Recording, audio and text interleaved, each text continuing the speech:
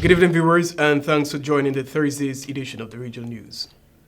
Prime Minister of Barbados, Mia Mottley, has said almost every country in the region over the course of the last decade, with the exception of 2 or 3, has had a loss of more than 30% of their correspondent banking relationships. Mottley made the remarks as she outlined how the Caribbean has been grappling to cope when large foreign financial institutions scale back or end relationships with regional banks, which in turn make it significantly more difficult to do business and obtain financial services, resulting in deep and broad consequences ranging from higher business cost, lower economic activity, and arrested development. The Barbadian PM testified in Washington on Wednesday on the impact of de-risking in the Caribbean. The hearing stemmed from a roundtable discussion on de-risking held in Barbados in April this year, which brought together Caribbean leaders, other regional high-level officials, and U.S. representatives led waters.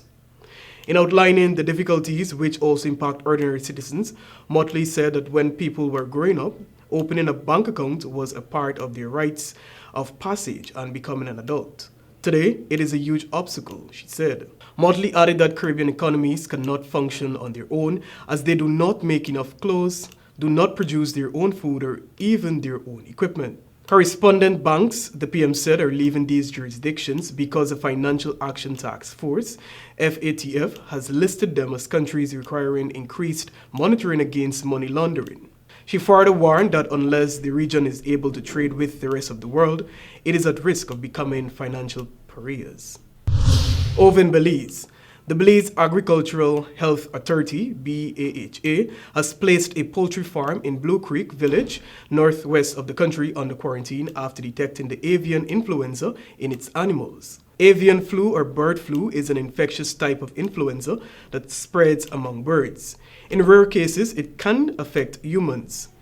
BAHA said that the farm currently houses over 25,000 chickens and containment measures are being put in place to restrict poultry products exiting the Blue Creek community.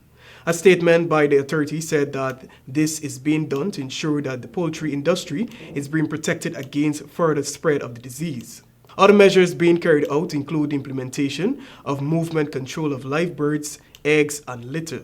Additionally, the statement noted that at this point in time, the authority has identified only one infected farm with the flu in Blue Creek and have implemented immediate control measures to control and eradicate the disease, given influenza is a viral, infectious, and contagious disease that could have high mortality, and before a bird goes to the slaughterhouses, it has to test negative for avian influenza. The flu is a poultry disease, but is known to transmit to other species, including transmission to humans. And finally, we turn our attention now to India.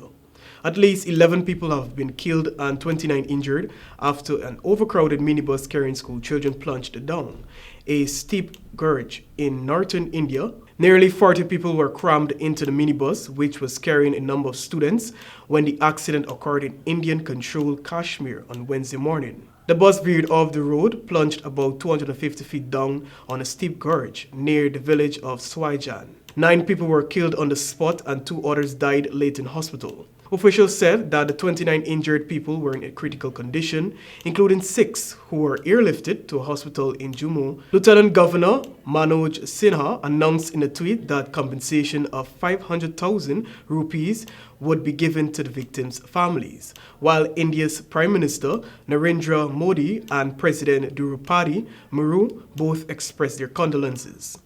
Hundreds of thousands of people are killed or injured annually on India's roads.